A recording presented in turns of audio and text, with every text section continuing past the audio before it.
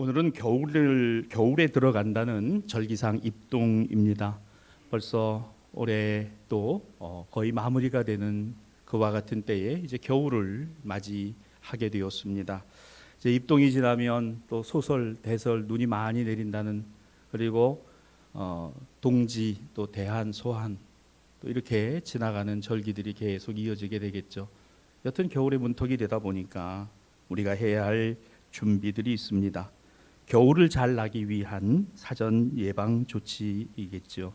꼭 필요한 일입니다. 가정에서도, 또 직장에서도, 또 교회도 역시 마찬가지입니다. 한때는 이것을 통칭해서 월동 준비 이렇게 이야기를 했는데, 과거보다는 추위나 또 여러 가지 변수는 많아도 그래도 조금 덜 추운 것 같고, 그래도 과거보다는 조금 더 나아지지 않았나. 그럼에도 불구하고 우리는 또 준비해야 될 일들이 있다는 건 역시 변하지 않습니다.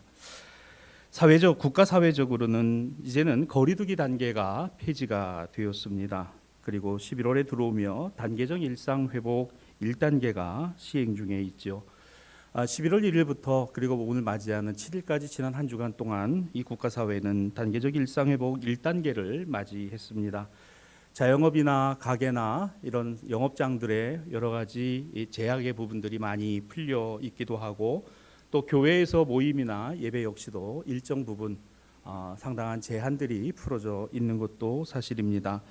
하지만 연일 뉴스에서 보도되어지는 대로 어느 정도 예상은 했습니다마는 중증화율이 높아지고 있다는 점과, 또 사망률이 증가하고 있는 점들, 그리고 고령화된 연령층에서 취약하다는 것과, 또 30, 40대에서도 심심치 않게 이 같은 일이 일어나고 있는 것을 우리가 보고 있습니다. 여튼 변할 수 없는 것은 있어요. 일상회복 단계가 진행된다 하더라도 개인의 방역과 또 개인이 지켜야 될 내용들은 여전히 유효하다는 사실입니다. 마스크를 잘 써야 하는 것도 마찬가지고, 손소독을 잘 해야 하는 것들, 또 사람이 많이 모인 곳 주변에서는 각별히 주의를 해야 된다는 것은 변하지 않았습니다. 오늘 본문의 말씀을 보면 예수님께서 주목하는 두 사람이 나옵니다. 참 대비가 되는 사람이기도 하고요. 바로 그들은 서기관과 과부 여인입니다. 먼저 오늘 본문 38절로 40절에 등장하는 서기관, 그는 예수님의 사역 속에 자주 등장했던 인물층입니다. 서기관들은 예루살렘 성전에서 율법과 관련하여 전문적인 연구를 진행하는 사람들을 축에 들어갔습니다. 그들은 사실 자신들이 하는 일만큼이나 사회적인 지위가 있었고, 꽤나 많은 사람들에게 존경을 받는 위치에 있었던 것이 서기관들입니다. 그러다 보니 일부 부작용도 나타났는데요. 사실 이들은 단지 하나님의 말씀을 필사하는 일이 주업이었어요. 지금처럼 인쇄 문화가 있었던 시대가 아니고 전부 펜으로 양피지와 파피루스에다가 기록을 해야 되는 기록자, 그들이 바로 서기관입니다. 그러니까 그들이 사실 해야 되는 주 일은 하나님의 말씀을 그대로 옮겨 적는 일이니까 그 일이 굉장히 중요한 일인 것은 맞습니다만 자신들이 중요한 것은 아닌데, 일부 부작용이 어떻게 나타났는가 하면 마치 자신들이 율법 해석과 모든 것에 전권을 갖고 있는 절대적인 권위자인 것처럼 인식하고 행동했다는 것이 오늘 예수님 당시의 성전 서기관들의 모습이었다는 거예요. 그래서 그들은 끊임없이 주님과 갈등하고 예수님과 대립하고 예수님과 다툼을 벌이며, 나아가서는 예수님을 팔고 재판받는 일에 일정 부분 역할을 했던 것도 바로 이 율법학자들, 서기관들이었다는 사실을 복음서는 증언합니다. 여러분, 서기관 그냥 서기예요. 여러분 기억하세요? 과거 사회주의 공산주의 국가에서 최고 권력자를 일컫는 말이 있었습니다. 서기장.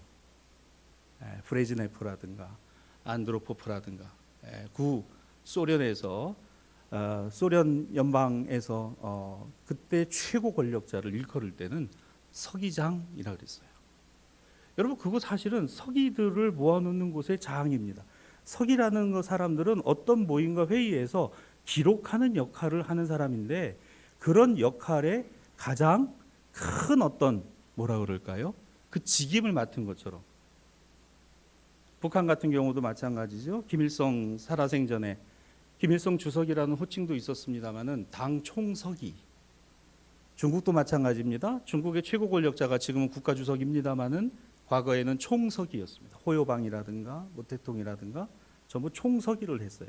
그러니까 그 석이라는 게 사실은 기록자인데 그런데 이와 같은 역할을 하고 있다라는 거예요. 자, 이게 비유가 될는지 모르겠습니다만은 예루살렘 성전 체제에서의 서기관들이 제사장들을 움직이고 율법학자들의 영향력을 행사하고 그들이 하나님의 말씀을 필사해서 적는 역할만 하는 것이 아니라 나아가 율법 해석의 권위와 모든 정권을 쥐고 있는 것처럼 스스로들을 규정하고 인식했다는 점이 예수님이 보실 때는 참 아닌 거였다는 거죠. 누가 보실 때요? 주님이 보실 때는 아니었다는 겁니다. 이게 바로 서기관들의 모습이었어요. 볼까요? 오늘 본문 39절로 40절입니다. 예수님은 그들을 이렇게 일컬어서 말씀하세요. 회당에 가면 높은 자리에 앉고 어느 집의 잔치자리에 가면 가장 좋은 자리 윗자리에 앉는 서기관들이라 그랬습니다. 여러분 이 말씀을 잘 보시기 바랍니다. 특정 사람을 예수님이 비판하고 계신 게 아니라 그 직위에 있는 사람들 중에 일부가 이와 같이 행하는 것과 동시에 그와 같은 지위와 자리를 선망하는 사람들이 갖고 있는 안목에 관하여 그건 잘못된 것이다라는 가르치심인 거예요. 여러분 잘 이해가 되십니까? 누구 한 사람을 지목해서 이 사람이 문제야 라고 화살을 꽂고 계시는 게 아니라 바로 그 서기관이라는 자리, 회당의 높은 자리에 차지하고 잔치의 윗자리를 가야 되는 그와 같은 사람들의 지위가 아니다라는 말씀이신 거예요. 그러면 40절에 보면 과부의 가산을 삼키고 외식으로 길게 기도한다. 없는 말을 예수님이 하셨을 리는 없고 그 당시에 이와 같은 일들이 공공연하게 일어나고 사람들 사이에 입에서 입으로 회자되고 있는 내용을 주님이 말씀하고 계신 것이니 서기관들이 사실은 오늘 어떻게 보면 하나님의 성전에서 그들이 맡은 거룩한 직임과 소임과는 참 동떨어진 그와 같은 모습이었다는 것을 우리가 보게 됩니다. 저들은 자신들을 드러내고 인사받는 것 좋아하고 회당과 잔치자리에 윗자리에 앉는 것을 당연한 것으로 여기며 자랑하기 좋아하는 사람들이었다는 예수님의 이 말씀은 오히려 이러한 내용을 뒷받침하고 있습니다. 자기 자신에게만 관심을 두니 어려움에 처해 있는 주변 사람들을 돌아볼 수 있을까? 자기 자신만을 위해서 살아가니 다른 사람이 어떻게 살아가는 거 생각해 볼 수 있겠는가? 오늘 저들이 그래도 해야 되는 일들은 자신들의 삶만이 아니라 성전에 오는 사람들 그리고 하나님의 말씀을 필사하여 기록하여 남겨주되 그 말씀이 정말 이스라엘 백성들의 마음의 삶 속에서 아름답게 만들어져 가야 된다는 것에 대한 관심이 그들에게 있어야 하는데 누가 보시기에 예수님 보실 때 어떻다는 거예요? 보이지 않는다. 사랑하는 성도 여러분, 저는 첫 번째로 우리 신앙 가족들과 이것을 나눕니다. 우리가 신앙과 믿음을 갖고 있다는 것을요 주님이 아셔야 되잖아요. 우리가 하나님의 자녀라고 하는 사실을 우리가 인식할 뿐만 아니라 주님이 인정하셔야 되잖아요. 동시에 세상 사람들이 우리를 어떻게 볼 거냐는 것 항상 생각하시기를 주님의 이름으로 부탁을 드립니다. 오늘 우리는 아무것도 아니에요. 사실은 서기관이요 아무것도 아니에요. 그 단지 하나님의 거룩하신 말씀을 받아 그것을 그대로 옮겨 적는 사람들. 우리는 아무것도 아니에요. 우리는 단지 예수 그리스도로 인하여 하나님의 자녀가 되는 권세를 얻었으니 이것이 너희에게 난 것이 아니요 하나님의 은혜의 선물이라. 성경 우리에게 그렇게 말씀하잖아요. 여러분들 하루를 시작하면서 주님 나는 아무것도 아닙니다. 주님 나를 인도하시고 붙들어 주시기를 원합니다. 이렇게 기도하며 하루를 시작할 수 있기를 바랍니다. 하루를 마무리하며 주님 오늘 내가 한 것 중에 실수한 것 잘못한 것 주님 보시기에 합당치 않은 것 제하여 주시고 오늘 이 밤 편안한 밤 되게 하시고 내일 새날을 주시면 생명 있게 하시고 호흡하게 하심을 따라 주님의 은혜 안에 살아갈 수 있게 하여 주옵소서 기도하고 하루를 마무리하는 저와 여러분이 되기를 주님의 이름으로 축복합니다. 오늘 이 서기관의 모습 속에서 주님의 말씀 속에서 우리가 첫 번째로 깨닫게 되는 내용인 겁니다. 그렇습니다. 사회적으로도 정치와 경제적으로도 지위가 있는 사람들 어떤 때는 이것이 자신의 욕심이 되고 탐욕이 되고 다른 사람들에게 과시를 하는 일에 빠져드는 경우들이 종종 있습니다. 사실 더 높은 지위와 더 많은 지식을 가지고 있다면 그에 동반하는 더 큰 무엇이 있어요? 그렇습니다. 책임이 있어요. 마땅히 해야 할 책임이 있다는 겁니다. 어찌 보면 그렇기에 더 중하고 힘든 자리인 것이지 더 높은 지위 더 많이 가진 사람은 그만큼 더 훌륭하고 그만큼 더 대접받아야 된다라고 하는 그와 같은 내용과는 다른 내용이라는 겁니다. 오히려 더 책임이 중하고 더 의미 있게 활동해야 될 의무가 부여됐다라고 하는 사실입니다. 여기서 두 번째로 생각하는 게 이거예요. 우리가 그리스도인 되고 하나님 자녀가 되었다는 것은 우리에게 축복일 뿐만 아니라 그 은혜와 축복이 우리를 통해서 누구에게요? 다른 사람들에게 보여지고 증거되어야 할 줄로 믿습니다. 이것이 가장 중요한 두 번째 의미이기도 하다는 거죠. 예수님 모실 때 당시 서기관들은 자신들의 지위의 권한보다도 더 중요한 게 있었으니 하나님의 거룩하신 말씀을 받아 기록하는 자로서의 거룩한 책임감이었다는 거죠. 여러분 어느 정도로 이들이 철저하게 하나님의 말씀을 썼는지 아세요? 기록을 하다가 아도나이라고 쓰죠. 야훼라는. 그러나 그걸 함부로 하나님의 이름을 쓸 수 없어서 그 단어가 나오면 펜을 그대로 놓고 가서 목욕을 하고 옷을 갈아입고 와서 펜을 갈고 그 하나님 단어 아도나이 주님이라는 단어로 썼어요. 그리고 펜을 바꿨습니다. 그러니까 이때 당시에는 신약 성경이 없었고 구약 모세율법, 시가서, 예언서 이 내용이 있었잖아요. 타나크, 토라, 네비임, 케투빔이라고 하는 구약에 우리가 갖고 있는 39권 이것이 있었어요. 이것을 필사하는 히브리어로 필사를 할 때 말입니다. 필사를 하며 쓸 때 하나하나 한자 한자를 말이죠. 얼마나 정확하게 쓰기 위해서 그들이 수고하고 노력했느냐. 그렇기 때문에 자신들이 잘못될 가능성이 더 많았다는 거예요. 나는 대단하다. 여러분 목회자들이 빠지기 쉬운 함정이 뭔지 아십니까? 교회가 커지고 부흥이 되면 자기가 한 줄 알아요.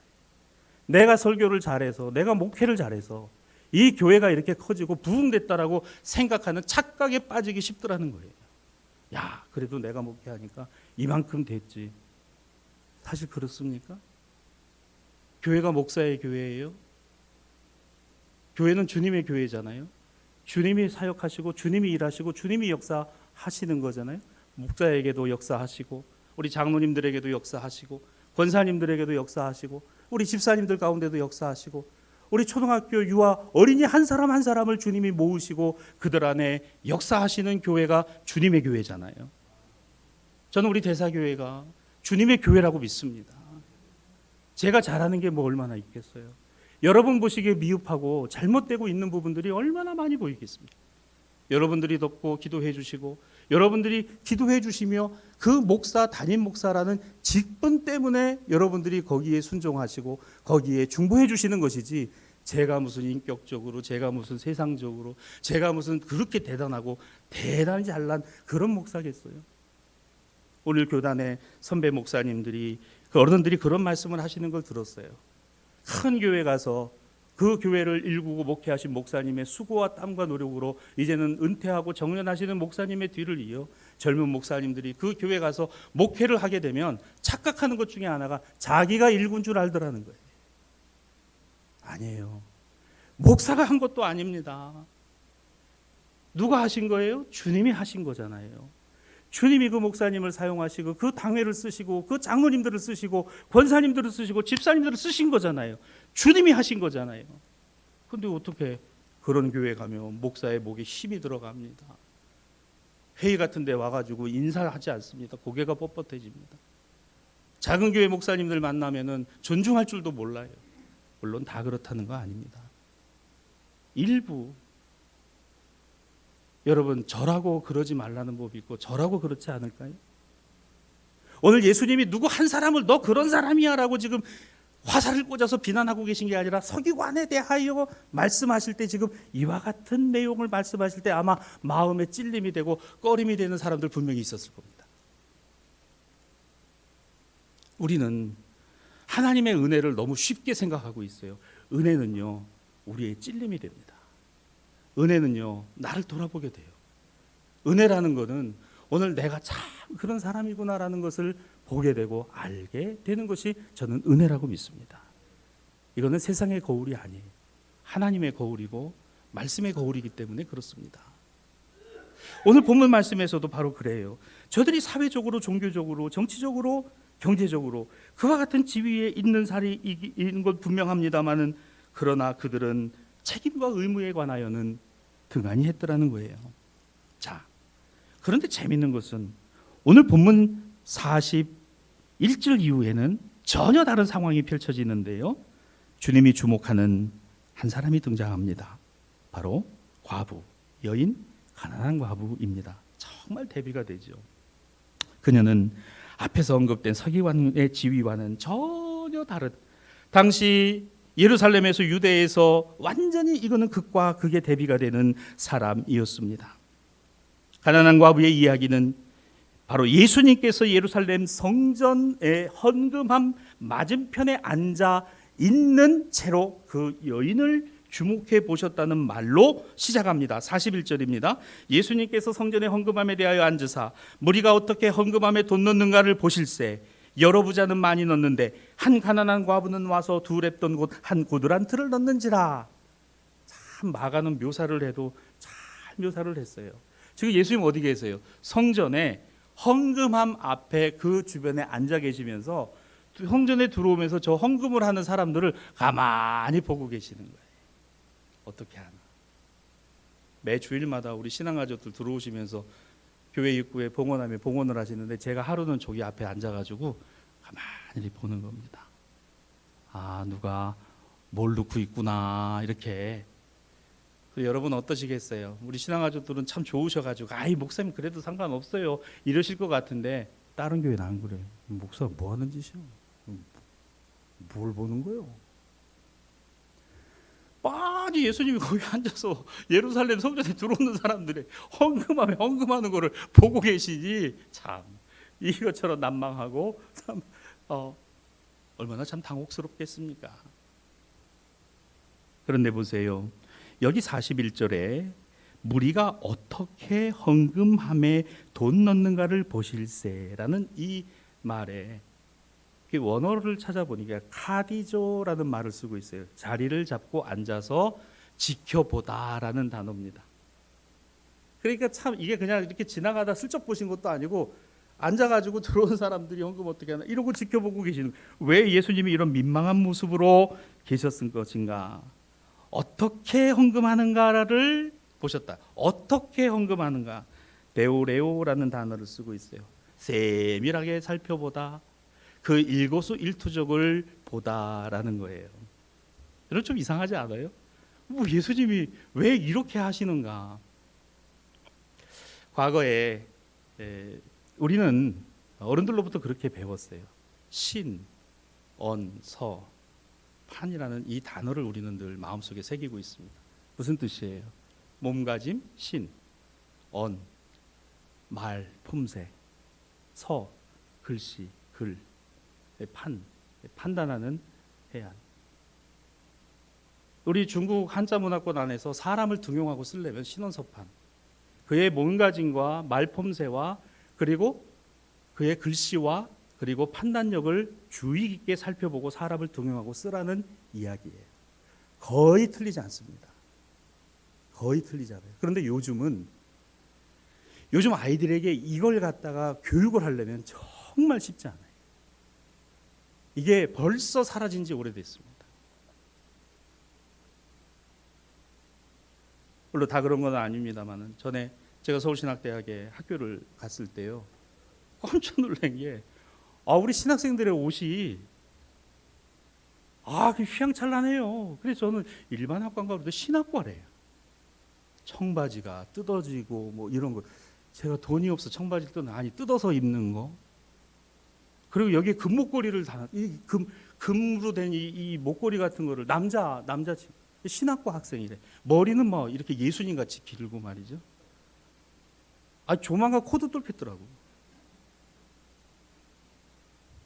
신학생 같이 보이세요? 신학생 같습니까? 전 아니더라고요. 전 아니에요. 이 사람 분명히 서기관인데 어떻게 저렇게 살지? 이 사람 분명히 신학생이고 앞으로 목회자가 될 사람인데 어떻게 몸가짐과 저 마음가짐과 저 말이 저럴까? 저는 가만히 오늘 말씀에서 적용을 시켜보았습니다.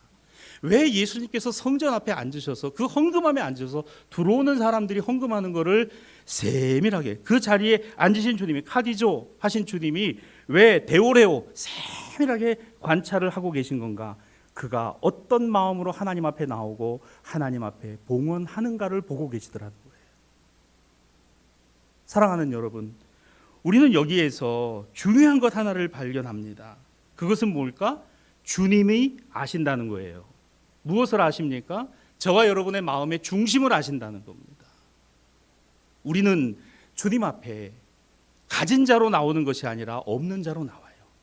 우리는 주님 앞에 다 이룬 자로 나오는 것이 아니라 나는 할 수 없으되 주님으로서는 하실 수 있습니다라는 마음으로 나와야 합니다.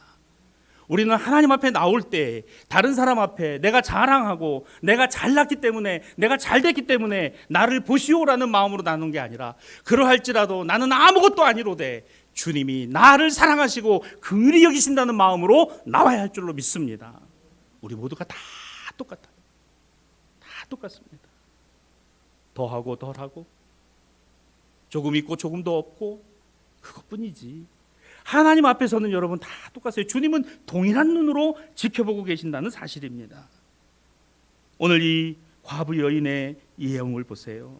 주님이 보실 때는 그녀가 왜 귀하고 중요한 의미로 다가왔는가 하면 그녀는 자신이 가진 모든 것을 가지고 하나님 앞에 드렸더라는 거예요. 다른 어떤 기대, 다른 어떤 것도 없어요. 드려진 헌금 중 가장 작은 2렙돈의 가치는 어쩌면 그녀에게는 절대적인 것일 수 있겠으나 오늘 그것을 통하여서 하나님의 역사의 마중물이 되고자 했던 하나님 아버지, 나는 여기까지이오나 이 이상은 하나님의 손에 있습니다. 주님, 나는 여기까지이오나 내가 살고 죽는 것은 하나님께 있습니다. 주님, 나는 여기까지이오나 30배, 60배, 100배는 하나님께 있습니다. 이 믿음이 저와 여러분의 믿음이 되기를 주님의 이름으로 축복합니다. 잘하였도다. 착하고 충성된 종은요, 많이 받아서 많이 남긴 사람이 아니었어요. 받은 것에서 최선을 다한 것이었지. 여러분, 오늘 우리는 이 말씀 속에서 주님의 그 마음을 읽어봅니다. 주님이 왜 이와 같은 행동을 하셨을까? 매주 예배당에 나올 때마다 이제는 단계적 일상 회복으로 우리 교회는 이달부터 신앙 회복을 이루어 가십시다라는 주제를 부르짖고 있어요. 목사가 시간마다 여러분에게 광고하고 말씀 속에서 전달을 하고 있습니다. 세상과 국가 사회도 일상 회복으로 돌아가고 있는 지금에 우리의 신앙과 믿음도 일상의 회복으로 돌아가야 할 줄로 믿습니다. 그렇다면 어떤 마음으로 주님 앞에 나와야 할까요? 그거야 내가 정한 대로. 아닙니다. 주님이 보고 계세요. 주님이 지켜보고 계세요. 주님이 카디조 하시며 데오레오 하고 계십니다. 가만히 지켜보고 계십니다. 오늘 우리는 이 말씀에서 이것이 바로 나를 향한 말씀으로 들려와야 할 줄로 믿습니다. 사랑하는 신앙가족 여러분, 오늘 본문을 가만히 보시면 하나님께 드리는 이와 같은 자리에 예수께서는 그렇다고 해서 부자들이 나와서 헌금하는 걸 가지고 저거 잘못됐다라고 말씀하신 게 있어요? 안 나옵니다. 부자가 잘못됐다는 말이 한마디도 나오지 않아요. 판단은 주님께 있는 거예요. 여러분, 교회가 언제나 가난한 자들의 편에 서야 한다, 맞습니다. 그렇다고 교회가 부자들의 회심과 그들의 역할의 수고들을 부정하지 않아요. 가난한 자의 교회만이 교회요, 부자들이 모이는 교회는 교회가 아닙니까? 오히려 교회는 가난한 자도 부자도 함께 하나님의 자녀라는 공유의식과 공동체의식을 느껴야 주님의 교회인 줄로 믿습니다. 내가 교회에 나와서 그래서 저는 교회가 참 중요하다고 여기는 것 중에 하나가 이름을 불러준다는 거예요. 특히 우리 여성신앙가족 여러분, 밖에 나가서 여러분의 이름 불러주는 데가 어디 있어요? 있긴 있네요. 은행에서 부릅니다. 아무개 씨라고. 그런데 그것도 전부 이제는 번호표 가지면 번호로 불러요. 내 이름 불러주는 데가 어디 그리 있던가요? 교회 오면 아이고 아무개 집사님, 아무개 권사님, 이러면서 이름을 불러주는데 그 이름을 들으실 때마다 막 너무너무 좋지 않으세요? 이름을 불러준다는 게. 어디 나가면 뭐 누구 할머니, 뭐 누구 댁, 뭐 누구네, 뭐. 여러분, 저는 그게 교회가 갖고 있는 가장 아름다운 모습 중에 하나라고 여겨집니다. 이름을 불러준다는 거예요. 여러분, 주님이 우리 이름을 아시잖아요. 우리를 아시잖아요. 우리를 부르시잖아요. 오늘거림으로 가난한 과부의 이 모습이 부자들이 갖고 있는 그러한 모습보다도, 그러나 어찌 보면 가난하다는 것이 이유가 되지 아니하고 부자라는 것이 핑계가 되지 아니할 이와 같은 신앙과 믿음을 우리가 가질 수만 있다면, 우리는 우리의 신앙 안에서의 믿음이 하나님의 은혜와 역사를 이끌어내는 마중물이 된다라고 믿습니다. 내가 하는 역사가 아니고요, 내가 이루는 능력이 아니라 하나님이 하시는 역사고 하나님이 이루시는 능력이라는 겁니다. 여러분, 우리 시골에서 경험했잖아요. 이거 펌프 말입니다. 뽀르륵 물 안 나와요. 그래가지고 한 바가지 그냥 물 갖다가 붓고 그냥 퐁퐁퐁퐁 하면 막 그때부터 말이죠, 이 물을 머금은 펌프는 압을 말이죠 끌어올리기 시작해서 저 지하에 있는 물을 끌어올려가지고 그냥 퐁퐁퐁퐁 쏟아지면은 우통 확 뻗고 말입니다. 거기 누우면은 이거 꼭지 돌려가면서 이 등목했던 그 기억들 다 있으시잖아요. 뭐 없는 것처럼 그렇게 앉아 계시는, 뭐 대사리 시골인 거 다 아는데, 서울에서 저도 어릴 때 그랬는데요. 그 펌프물 말입니다. 지금은 양수기로 꽉 올립니다만은 반드시 이 물 끌어올리려면 한 바가지 물 갖다 부어야 돼요. 이거 타이밍 놓치면 물 더 갖다 부어야 됩니다. 다니엘 기도회가 타이밍이에요. 11월이 타이밍입니다.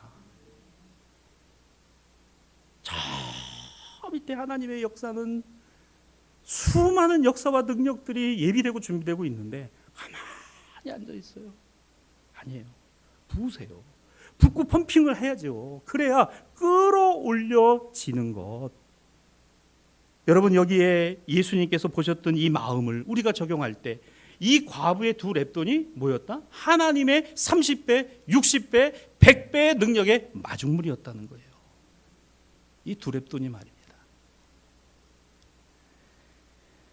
그녀는 하나님께 대한 온전한 신뢰 외에는 남지 않았던 겁니다. 그녀는 얼마 되지 않는 자신의 것을 가져와 하나님께 드림으로 자신의 삶에 대한 책임을 온전히 하나님께 맡겨드렸습니다.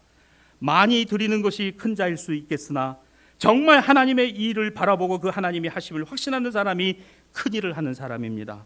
사랑하는 신앙가족 여러분, 우리는 이 과부 여인을 통하여 이것 하나를 기억하기를 원합니다. 세 번째로 여러분에게 당부하고 기억하는 것은, 큰 자는 큰 일을 하는 자를 결코 넘어서지 못합니다. 큰 일을 하는 사람은 큰 자를 넘어선 사람입니다. 세상에서 내가 큽네, 내가 큰 지위에 있네, 내가 큰 사람이네 라고 말을 할 수 있는 사람은 많은지 몰라도 정말 귀한 일, 소중한 일, 큰 일을 하는 사람은 많지 않습니다. 주님은 큰 자가 되라 하시지 않았어요. 누구든지 크고자 하는 자는 너희를 섬기는 자가 되어야 하고, 누구든지 높고자 하는 자는 낮아져야 하리라. 큰 자가 낮아지는 게 얼마나 어려워요. 가진 자가 없는 자들을 살펴보는 게 얼마나 쉽지 않습니까? 나만을 위해 살아가는 사람이 아니라 다른 사람을 배려하고 살아가기 위해 희생해야 될 그와 같은 일들이 얼마나 많은지 몰라요. 눈물이 나기도 하고 속상하기도 하고 답답하기도 하고 안타깝기도 합니다. 그런데 그러한 순종이 뭐예요? 그가 큰 일을 하는 자예요. 사랑하는 여러분, 세상에서 가장 큰 일을 하신 분, 하나님의 아들 예수 그리스도십니다. 그는 하나님의 근본 본체시나 하나님과 동등됨을 취할 것으로 여기지 아니하시고 사람의 몸을 입고 인간으로 이 땅에 오시고 고난받으시고 십자가 지시고 죽기까지 복종하셨으니 곧 십자가에 죽으십니다. 하나님이 그를 죽은 자 가운데 부활하사 부활시켜 모든 믿는 자들의 근원이 되게 하시니 세상에 가장 큰 일을 하신 자는 하나님이 인간이 되신 것이요 인간이 되어 죽으신 것이니, 여러분 그 예수 그리스도를 따르는 교회와 저와 여러분은 이 신앙과 믿음 안에서 하나님의 능력과 역사의 마중물이 되기 위하여 오늘 우리에게 주어진 기회를 최대한 활용하고 선용하는 우리 교회가 되고 성도들이 되어야 할 줄로 믿습니다. 오늘 그와 같은 삶의 한 사람이 나오잖아요. 오늘 구약의 본문 그렇습니다. 나오미와 룻, 이 고부 사이에 한 사람이 등장하니 미스터 보아스. 참 하나님 이런 사람 예비해 두셔서 여러분이 보아스가 이 과부 여인들을 얼마나 살펴요. 무슨 관계가 있다고.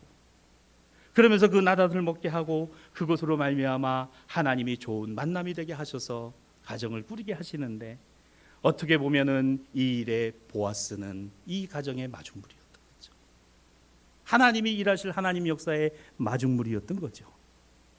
룻은 며느리 중에서 오늘 이 나오미의 집안을 이어갈 마중물이었던 거죠.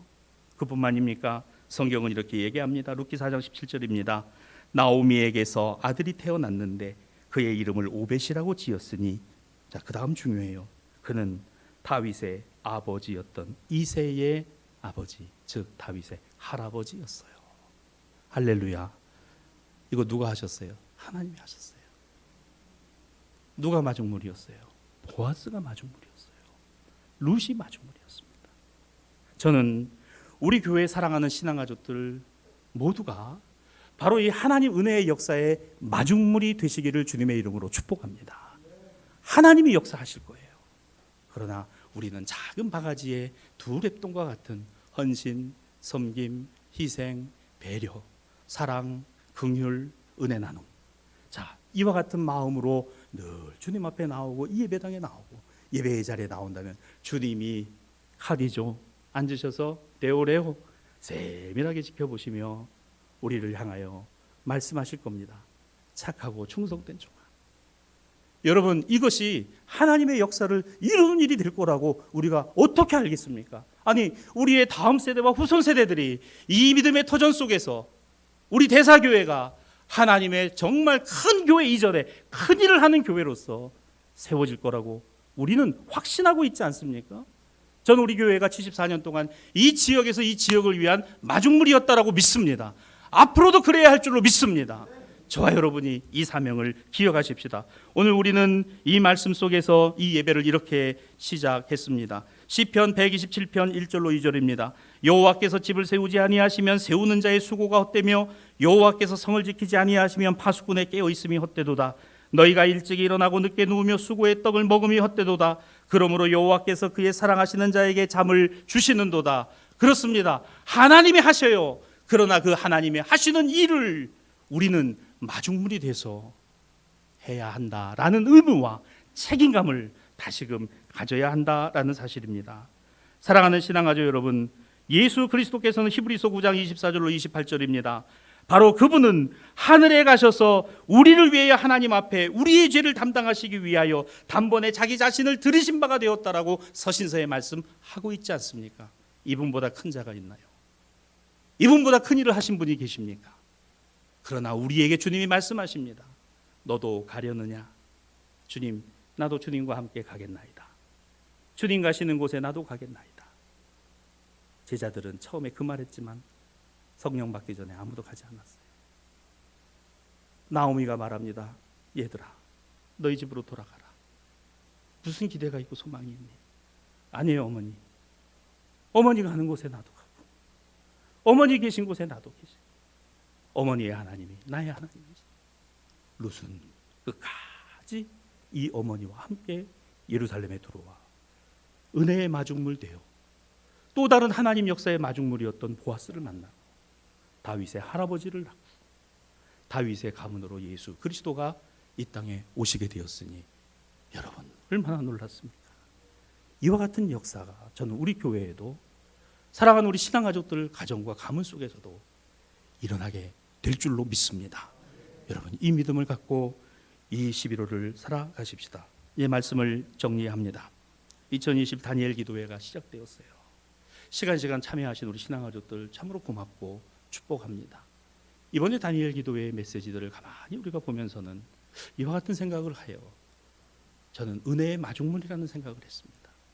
하나님의 역사의 마중물이라는 생각을 했어요. 간증하시는 분들, 목회자님들, 선교사님들, 탈북민들, 절박한 상황, 정말 인간의 힘으로는 넘어설 수 없는 그 상황 가운데 역사하신 하나님의 능력은 이루 말할 수 없는 능력이지만 다 마중물이었다는 거예요. 그 간증자 한 분 한 분, 선교사 한 분 한 분, 목회자 한 분 한 분이 마중물이 되어서 하나님의 역사가 일어나고 이루 말할 수 없는 역사들이 저는 우리 교회에도 우리 여러분 가운데도 일어날 줄로 믿습니다. 2021 남은 다니엘 기도회 시간마다 하나님의 은혜가 우리와 함께 하셔서 은혜의 마중물의 삶이 더욱더 빛나는 우리 대사의 모든 신앙 가족들이 되시기를 주님의 이름으로 간절히 축복합니다. 기도합니다.